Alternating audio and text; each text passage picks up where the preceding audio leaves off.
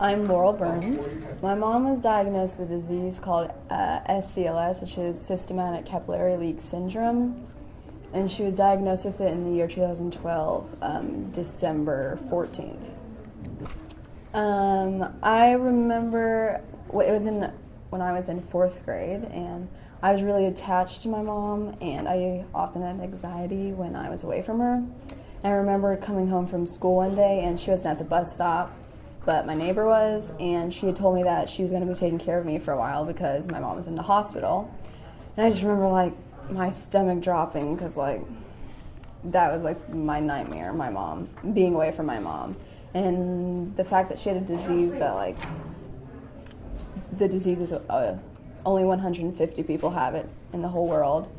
And the fact that they didn't know what it was or how to fix it scared me. I worried about it every second, and just that was scary.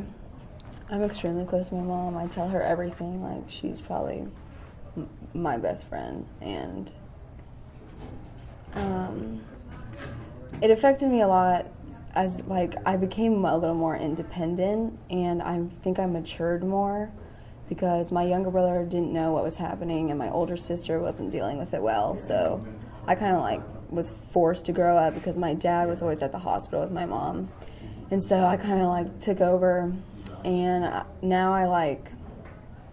I guess I'm more independent. I don't really share my emotions that much, but I can fend for my own now. I don't depend on my mom for everything, but also at the same time, I'm there for her. I need her for a lot of the stuff in my life.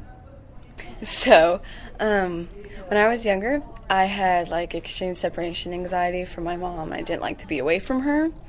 So, I'm still very close to her, but when she went to the hospital, I guess I matured a lot because my older sister didn't know how to cope with it, and my younger brother didn't know what was going on.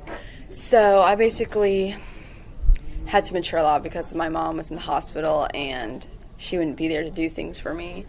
And I don't depend on her for that much anymore. But I'm still really close to her. She's probably who I'm closest to in the family. We're a lot more understanding. Not more understanding. We're a lot more giving, and we were always so busy, and we were always here and there, and we never, we did stuff as a family a lot, but now, after what happened and her having to be in the hospital for 4 weeks, we, I guess, cherish our time together more. So she has to get these blood infusions every other week, and we're all there for her. She's not, it hasn't really affected her now because, it's something she deals with every day, but we donate to the foundations for other people who have this disease. We don't act like it's something that never happened. We mention it, and I don't know, it's just something we kind of accept. We talk about it a lot. A good attitude is always important to have, facing things head on. She was never negative about it. I always ask her, if you could have, wished this never happened to you, would you? And she said she wouldn't. She thinks it happened for a reason. And a lot of stuff has come from it.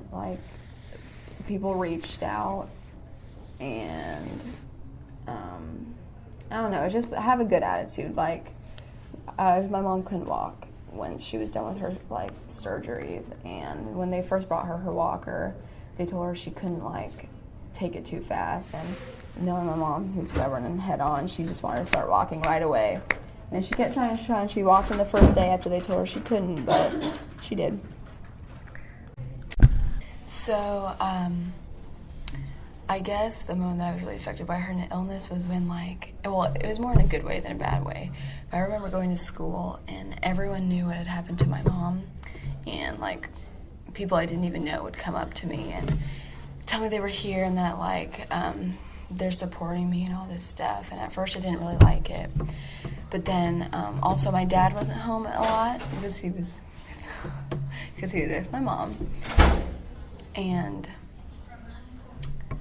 what was I gonna say? So my dad wasn't home a lot because he was with my mom, and so we didn't really have anyone to cook dinner for us.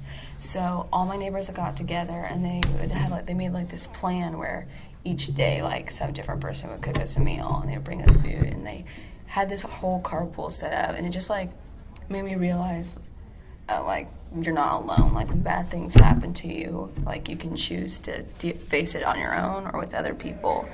And I guess I wouldn't have gone through it if it wasn't for the help of like all my friends and neighbors. It has made me change the value of life. Just that 1 second, my mom, she works at the YMCA, she's very healthy, like all this stuff, she went 1 second from being the healthiest woman I know to like, she was just sick, like, and I don't know, it just kind of scared me because it happened in like the course of a day, and we didn't know it had happened at first. She went to St. Luke's Hospital? Yeah, she went to St. Luke's, and they told her she was fine, and then later in the night it just got worse, and it like took a turn for the worse, and so they took her to North Kansas City Hospital. And so I guess my mom always says like, do it, like take a hold of your life, do what you want, like don't be afraid to do things while you still can, like when you're able to. And I don't know, just that things can change in a moment, so I guess just value your life. And she's doing fine now. She just has to get blood transfusions every other week. Our nurse comes to our house, and it takes like 3 hours, and yeah, that's it. She can't really be around us when we're sick because it can like start like, I don't know how to word it. It can like set off something in like her body that can start another attack, and she's only had 3 of those since her worst one, and they weren't that bad. But other than that, she's doing fine. She can do everything she did before. She had to drop a couple classes at the YMCA because they thought she was like working her body too hard. So that's it. But she's good now.